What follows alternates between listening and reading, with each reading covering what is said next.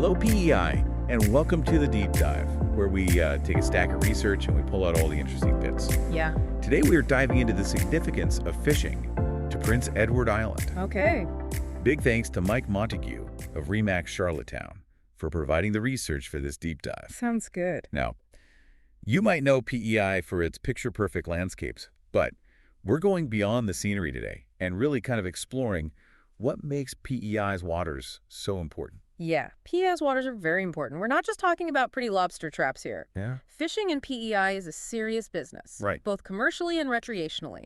It's woven into the fabric of the island's economy and culture. Yeah, for sure. And get this, PEI accounts for a massive 80% of all Canadian mussel production. Wow. We're talking over 44 million pounds of mussels every single year. That's a lot of mussels. I had no idea. Yeah. That kind of volume must be why the government is putting serious money into new wharf infrastructure. Yeah, you're catching on. It's not just about keeping up with tradition.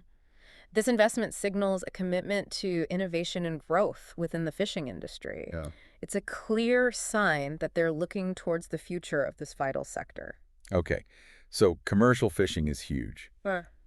What about the fun side, though? Yeah. What about the people who just want to go out there and have a good time? Yeah.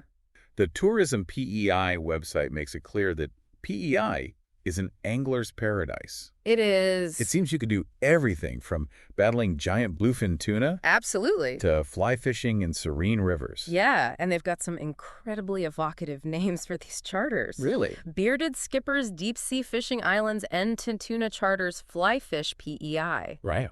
It's not just about the fishing itself, it's about the experience, the stories, the connection to the island's maritime heritage. Right. These names make you feel like you're stepping into an adventure novel, Yeah, not just booking a fishing trip. exactly. Most of these charters operate between July and October.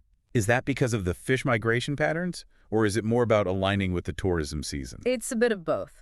Many species are most abundant during those months, but it also coincides perfectly with PEI's peak tourist season. Oh. So you have this fascinating interplay between the fishing industry and the tourism industry, Right. each feeding off the other's success. It's all connected, isn't it? Yeah. But whether it's hauling in a massive tuna or harvesting millions of pounds of mussels, Yeah. these activities depend on solid infrastructure. So we've got this amazing blend of tradition and innovation, all driving a vital part of PEI's economy. But I'm curious, what about the environmental side of things? How does all this activity impact the waters around PEI? That's the million-dollar question, isn't it? How do we balance the needs of the fishing industry, both commercial and recreational, with the need to protect the marine environment? Yeah, it's a tough one for sure. It is.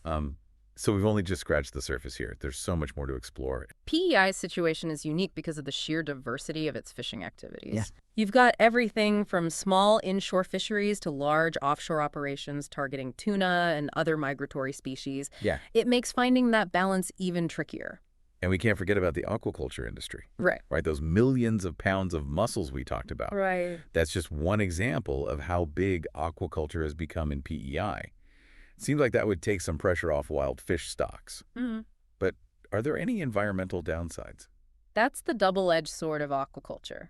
While it can lessen the burden on wild populations, there are legitimate concerns about its environmental impact. Yeah. Things like pollution from waste and the potential for habitat disruption are real issues that need careful management. It sounds like finding that sweet spot between economic needs and environmental protection is going to take more than just government regulations. Absolutely. Consumers have a huge role to play here. When you choose sustainably sourced seafood, you're sending a powerful message to the market. You're supporting fishing practices that are good for the environment and, in turn, good for the long-term health of the industry. Every choice matters. That's a great point.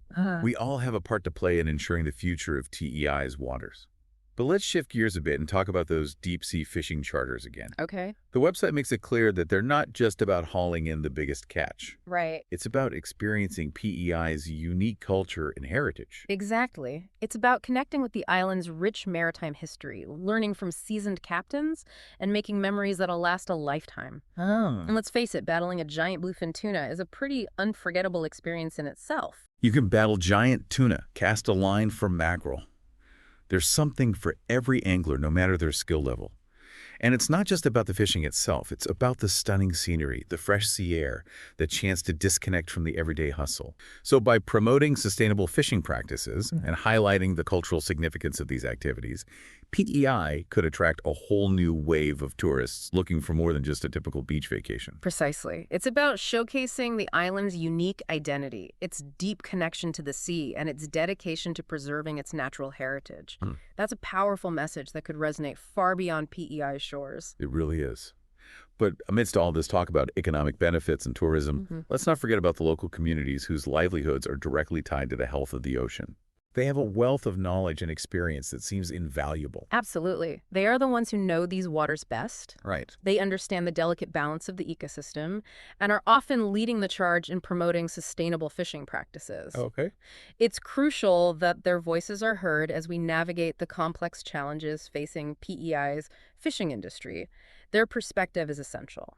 It's a good reminder that we often focus on the economic and environmental aspects, but the human element is just as important. Right. The people who make up these fishing communities are the heart and soul of this industry. Their stories, their traditions, their way of life are all woven into the fabric of PEI.